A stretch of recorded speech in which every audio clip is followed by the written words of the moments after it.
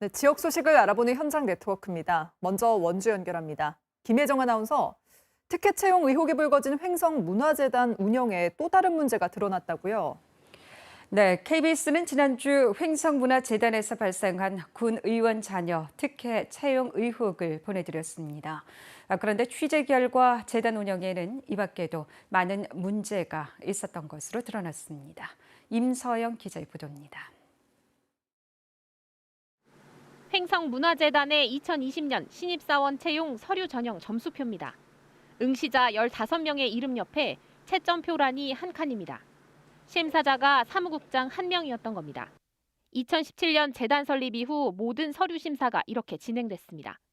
채용 과정에 외부 전문위원을 반드시 참여시키도록 한 행정안전부의 지침 위반입니다.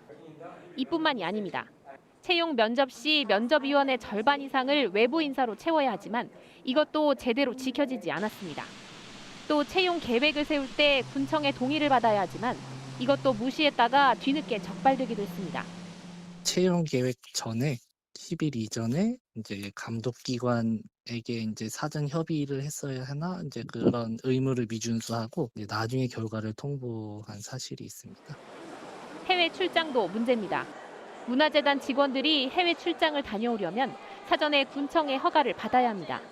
그런데 재단 설립 이후 지금까지 8번의 해외 출장 가운데 군청의 승인을 받은 건 단 한 건뿐이었습니다. 이렇게 다녀온 해외 연수가 내실이 있었는지도 의문입니다. 2017년 해외 연수 일정을 보면 축제와 뮤지컬, 공연 관람으로 짜여져 있습니다. 이때 나온 연수 보고서는 8장 가운데 5장이 현지에서 찍은 사진으로 채워져 있습니다. 심지어 법적 근거도 없이 3년 동안 재단 이사장용 관사를 운영하면서 관리비만 1,700만 원을 쓰기도 했습니다. 지난해 군 의회에서 적발되고 나서야 관사 운영을 중단했습니다. 사무국장이 혼자 독단적으로 업무를 처리하는 경향들이 상당히 많았고 여러 가지로 제도적인 장치가 미비된 부분이 아직까지도 이어지고 있는 것 같습니다.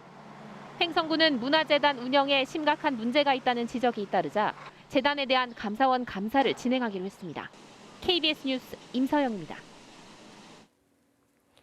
강원도와 원주시 자동차 제조기업인 주식회사 MPS 코리아는 오늘 강원도청에서 원주 기업도시 이전 투자 협약을 체결했습니다. 이에 따라 MPS는 사업비 110억 원을 투자해 내년 9월까지 본사를 원주 기업도시로 이전합니다. 또 신규 인력 68명을 고용해 골프 카트와 전동 휠체어 등을 생산합니다. 원주 문막 SRF 열병합 발전소 건립에 제동이 걸렸습니다.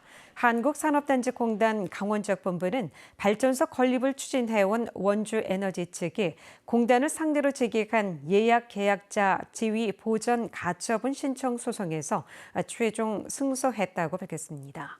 이에 따라 문막 반개산업단지 안의 발전소 예정지는 일반 제조업 용지로 용도가 전환될 전망입니다.